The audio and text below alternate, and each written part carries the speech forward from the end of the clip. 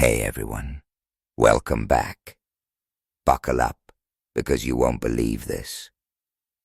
For a decade, I was living the dream, or so I thought. Married to Sarah, my rock, my everything. No kids, just us. A perfect life in the city, weekends upstate. Late-night talks about life, love, the universe, you name it. Or so I freaking thought. Then one Tuesday, total impulse, I bailed on work early, wanted to surprise Sarah, grab her favorite lilies, and hit that cute little cafe in the village she adores. Lately, she'd been distant, saying work was crazy, needing space. Interior designer life, right? Demanding. I bought it. Parked near the cafe, and bam, there she was, through the window. Corner booth, leaning in, way too close to some guy I'd never seen. Tall, slicked back hair, power suit, oozing confidence. Whispering, laughing, a laugh I hadn't heard in ages. Her hand, right on his, and this intimacy. It hit me like a punch to the gut. Client? Old friend? Brain tried to rationalize, but gut screamed no. Clutching the lilies, I walked in, heart hammering. They didn't even notice me. Frozen. Then Sarah looked up. Smile vanished. Eyes locked on mine. "John?" she stammered. Hand flying off his like it was burned. The guy turned, ice water in his veins. No guilt, no surprise. Nothing. Just cool, boiling rage. Didn't say a word. Reached for my pocket, pulled out a scrap of paper, scribbled on it in the car, slapped it on the table in front of her. "Don't come home." Color drained from her face, like I'd slapped her. Not the paper. The guy glanced at the note, back at me, leaned back like this was a freaking joke. "John, let me explain," Sarah started, voice shaky. No chance. Turned, walked out, dumped the lilies on the table. She called after me, but I didn't stop. Got to the car, slumped into the seat, death grip on the wheel. Knuckles white. Wanted to scream, smash something, just numb.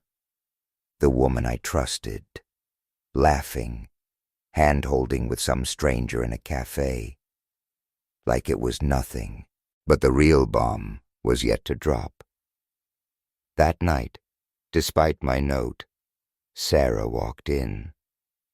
Like nothing happened. No guilt. No tears, no note, nothing.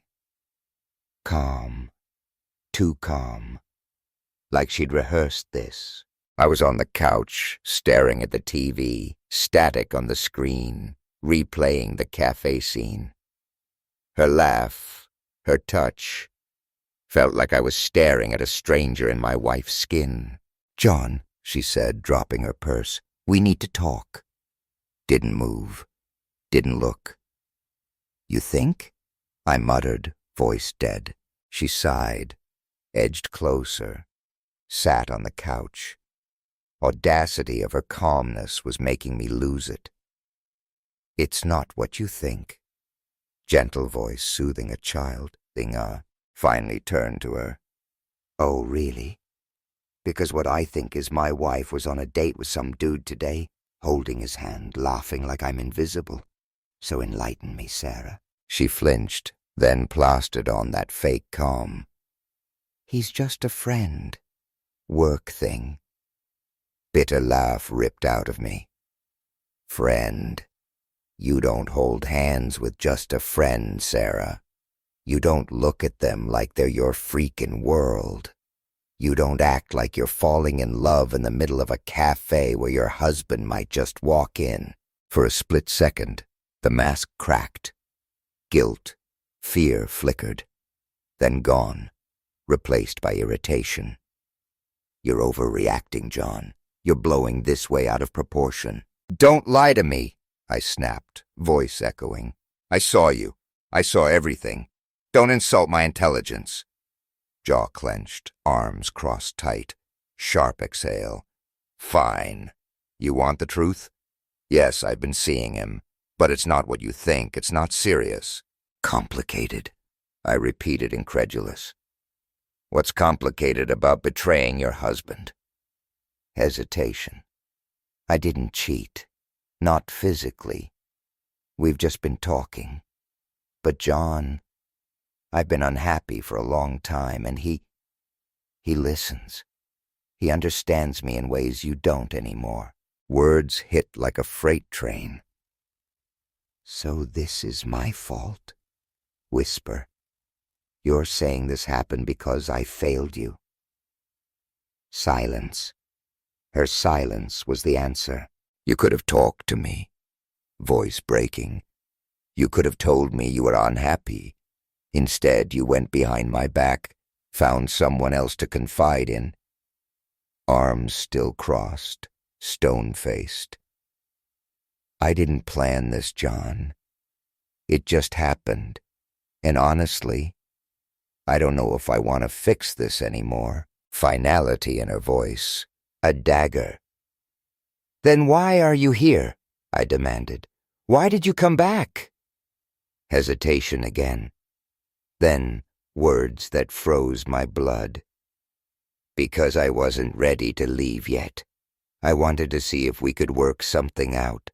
But now, shook my head. Anger I didn't know I possessed surging. Get out. John. Please. No. You made your choice, Sarah. Now I'm making mine. Pack your things, leave. Thought she'd fight, argue. She didn't. Nodded, turned, walked upstairs to pack. Sat back on the couch, numb, listening to drawers opening, closing, mind racing, late nights at work, sudden business trips, constant excuses. It all clicked. Minutes later, suitcase in hand, she hesitated at the door. Where will you go? Voice flat. Friend's place. Avoiding eye contact. Is it him? Blunt, froze. That pause said everything. Never mind, I muttered. Just go. She walked out, leaving me alone in a suddenly cavernous, empty apartment. Just when I thought it couldn't get worse. Phone buzzed, text from unknown number. You did the right thing, John. She's not worth it. Check your email. Who the hell was this? How did they know? Curiosity, morbid curiosity. 1. Laptop, email. Subject. The truth about Sarah. Hesitated, finger hovering over the mouse. Did I really want to know? Of course I did. Clicked, and my blood ran ice cold. Pictures. Dozens. Sarah and the cafe guy. Not just coffee. Hotel. Hand in hand. Laughing. Kissing. Timestamps going back months. Then the video. Shaky, low quality, hotel room. Sarah's voice, unmistakable, laughing. John will never find out. He's too trusting. Slam the laptop shut. Chest tight, rage and heartbreak churning. Not just emotional affair. Lies to my face. Betrayal on steroids. And someone, some stranger rubbing it in. Who sent the email? Had to find out. Had to know how deep this rabbit hole went.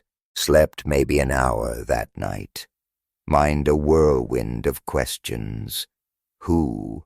Why? How? Morning. Exhaustion morphed into determination. Texted the unknown number back, short, sharp. Who are you? Why are you doing this? Reply came fast. A friend. Let's just say I know Sarah better than you think. She's not who you believe she is. Want the full story? Park near your building, 2 p.m., black hoodie. Stared at the message. Bad movie stuff.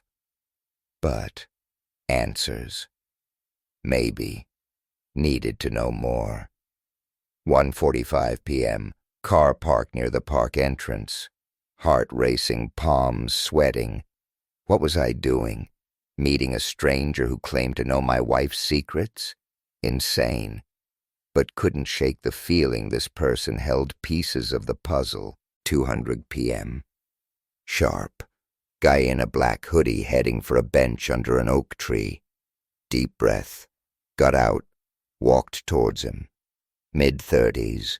Face hidden in shadows of the hood, but could see enough. Didn't recognize him. You're John? Voice low. Steady. Yeah. And you are? Arms crossed. Call me Chris. Gestured to the bench. Hesitated, then sat, space between us. How do you know Sarah? Bitter laugh. Used to work with her. Close for a while. Learned the hard way what she's really like. Meaning? Chris pulled out his phone. Look. Screen lit up. Texts. Sarah and someone saved as David. Explicit. Details of their meetings. Plans to keep me in the dark. She's been seeing David for almost a year, Chris said. He's married too, by the way. Found out when I caught Sarah and David together at an office party. Didn't even care I saw them. Told me to mind my own business. Stared at the messages, nausea rising. Why are you telling me this? Why now? Because I've been where you are. Voice softer. Know what it's like to feel like a fool. You deserve to know the truth before she drags you down further. Speechless. Part of me wanted to thank him. Part of me wanted to scream. Betrayal, humiliation, planned, executed right under my nose. Handed his phone back. Chris added, She's not going to stop, John. People like Sarah, they don't change. Learned that the hard way. Left the park more broken than ever. But something else, too. Urge to take control. Sarah thought she could play me. She was about to learn just how wrong she was. Driving home, hands shaking on the wheel, Chris's words echoing. She's not going to stop. Infuriating. Ignited something. Clarity. Sarah lied, cheated, humiliated me. Last 24 hours. Shock, heartbreak. Now, focus. Not letting her get away with this. Home. Grab the laptop. Digging. Chris mentioned David. Social media search. David popped up fast. Polished, charming, perfect family photos. Fake as hell. Wife, 2 kids, big house in the suburbs. Him, at my table, stealing my wife, playing Mr. Perfect Family Man. Blood boiled. Screenshots. Posts, work profile, everything. No plan yet, but I'd be ready. Sarah and David thought they were untouchable. Wrong. Staring at the screen. Phone buzzed. Sarah. Need to pick up the rest of my things tomorrow. Will you be home? Unbelievable audacity. Barely gone, wanting to waltz back in like it was nothing. Fingers hovered over the keyboard. Finally typed, I'll be here. Come at 5. Next day, hours preparing. Printed the photos, texts Chris showed me. Neatly on the dining table. Printed screenshots of David's family photos. Drive the point home. 5:00 p.m. Sharp, Sarah walked in. Impeccable as always. guilt and annoyance in her eyes. "Just here to grab my stuff," Kurt, heading for the stairs. "Not so fast," I said, blocking her path. "We need to talk." Rolled her eyes. "John, we already—" "No, you listen this time." Snapped, cutting her off. Pointed to the dining table. "Sit down." Eyes flicked to the table. Face paled, seeing the papers. Slowly sat, hands fidgeting. "What is this?" Fake innocent. "This," I said, spreading the papers, "is everything." That night, after Sarah left, another thought hit. David's wife. Michelle. She deserved to know. Found her online, sent a message, vague, just enough to pique her interest. "Michelle, I think we need to talk. It's about David." Attached screenshots of the texts and photos. Added, "I thought you deserved to know the truth about your husband. If you'd like to talk, let me know." Hesitated, then hit send. Crossing a line, maybe, but then remembered Sarah laughing in that cafe, dismissing me. Clicked send. Strange sense of satisfaction. Next morning. Response. Michelle wanted to meet. Quiet coffee shop away from her neighborhood. Agreed. Arrived. She was already there. Corner booth. Strained expression. Elegant. Dignified. Even now. "John?" she asked as I approached. Nodded. Sat across. "Michelle? Thanks for meeting me." Wasted no time. "Is it true? All of it?" "Yes," I said, sliding the photos and texts across the table. "I'm so sorry to be the one to tell you, but David and my wife Sarah have been having an affair for almost a year." She looked at the evidence, hands trembling slightly. "I suspected something," whisper, "but I never thought it was this bad." Talked for almost an hour, piecing timelines, filling in gaps. Michelle, by the end, determined to confront David. Couldn't blame her. Parting ways, she turned. "They've underestimated us, John. Let's show them they were wrong." Words stuck with me. First time since this nightmare began. Felt not alone. But real confrontation still ahead. Knew it wouldn't be civil. The day Michelle confronted David. Unforgettable. Texted me earlier. Doing it today. Be ready for whatever comes next. Didn't know what that meant. Didn't wait long to find out. Noon. Phone buzzing. Message from Sarah. 2 from unknown number. Sarah's message. "What the hell did you do, John?" Unknown number was David. Messages, rage-filled, barely coherent.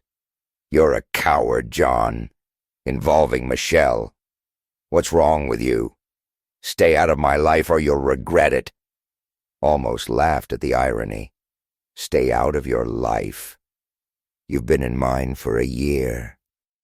Michelle had clearly pulled no punches. "Evening?" she called.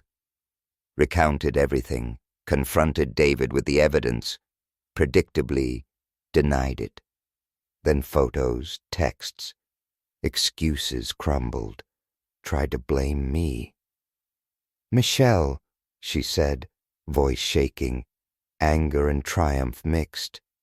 "He said it was my fault because I wasn't there for him. Can you believe that?" "I can," I replied, bitter. Same excuse Sarah used. "What are you going to do now?" Michelle asked. "Not sure yet," I admitted, "but I'm not letting this slide." That night Sarah showed up unannounced.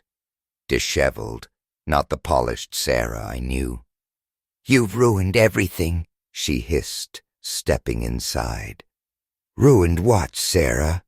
Arms crossed. Your perfect little affair? Your chance to live a double life while I stayed in the dark? Eyes flared. You had no right to drag David's family into this. This was between us. Between us? I shot back.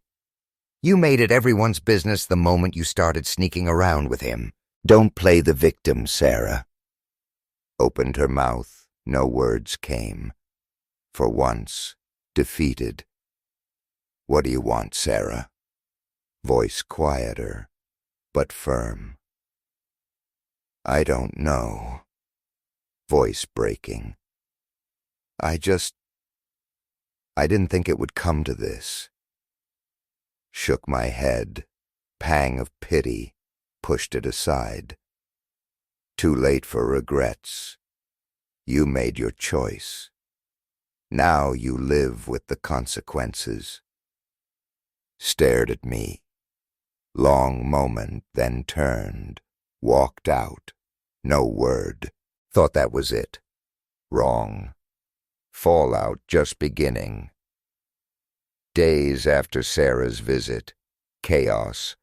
Phone non-stop. Messages from mutual friends, family, even Sarah's co-workers. News traveled fast. People taking sides. Sarah, victim card. Overreacted, spiteful, trying to ruin her life. David?